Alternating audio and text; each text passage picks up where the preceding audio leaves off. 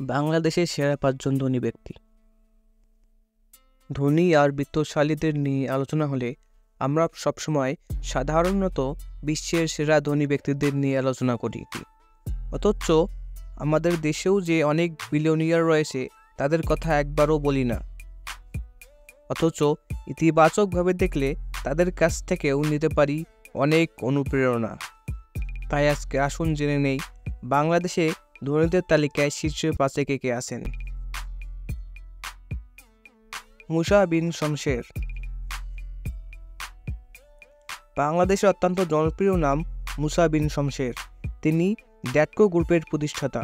এই গ্রুপটি বাংলাদেশ থেকে গ্রামীণ কৃষকদের মধ্যপ্রাচ্যের নির্মাণ শিল্পের জন্য পাঠায়।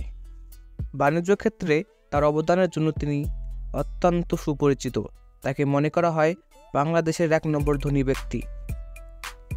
তিনি বাংলাদেশে পদ্মা সেতু নির্মাণে বিনিয়োগের ইচ্ছা প্রকাশ করেছিলেন। সাইদ আবুল হোসেন।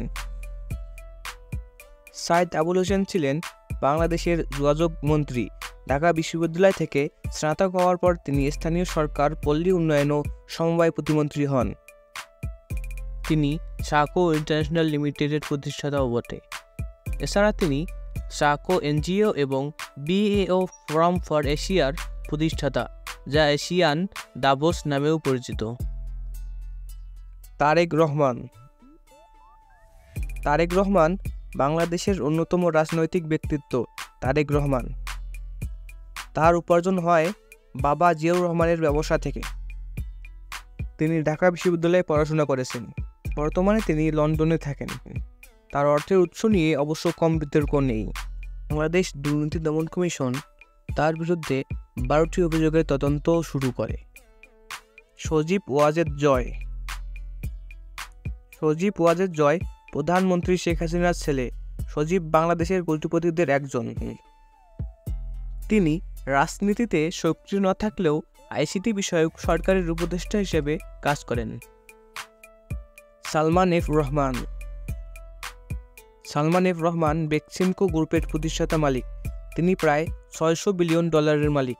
তিনি আইএফআইসি ব্যাংক লিমিটেডের চেয়ারম্যান ও উদ্যোক্তা পরিচালক। বাংলাদেশ এক্সপোর্ট ইম্পোর্ট কোম্পানি বা বেক্সিমকো তাদের যাত্রা শুরু করেছিল ১৯৭২ সালের প্রথম দিকে। বার্টার ট্রেডিং করাই ছিল তাদের মূল ব্যবসা। ৭০ দশকের মাঝামাঝি সময় থেকে বেক্সিমকো উৎপাদন শিল্পে বিনিয়োগ শুরু করে। এছাড়াও বাংলাদেশে অনেক ধনী রয়েছে।